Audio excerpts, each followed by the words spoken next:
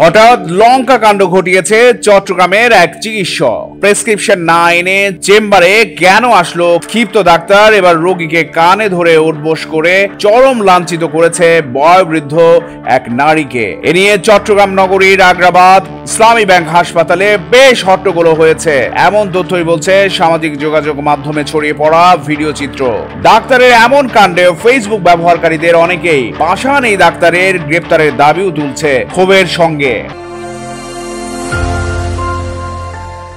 চট্টগ্রাম আগ্রাবাদ ইসলামী bank হাসপাতালের doctor Mahbubur আলমের বিরুদ্ধে বয়োবৃদ্ধ এক নারী রোগীর সঙ্গে অশোভন আচরণ ও লাঞ্ছিত করবার অভিযোগে হাসপাতালে বিক্ষোভ করে রোগীর স্বজনরা। সঙ্গে যোগ দিয়েছেন চিকিৎসা নিতে আসা অন্য রোগী ও তাদের স্বজনরাও।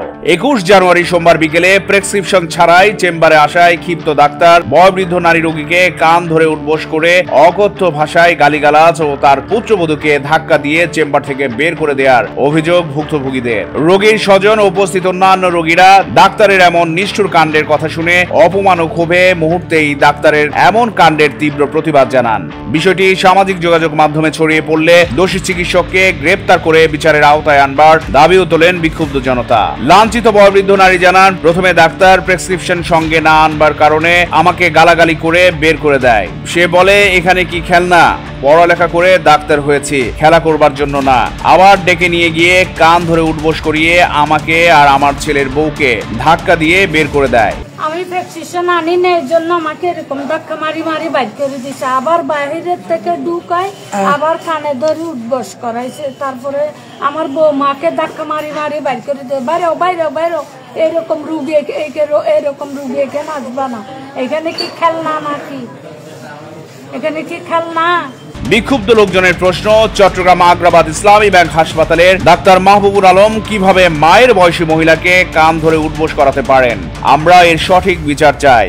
এই ডাক্তারকে গ্রেপ্তার করে অবিলম্বে লাইসেন্স বাতিলেরও দাবি জানান তারা। একজন মা চিকিৎসা নিতে আসছে, উনি কি জন্য লাঞ্ছিত হবে?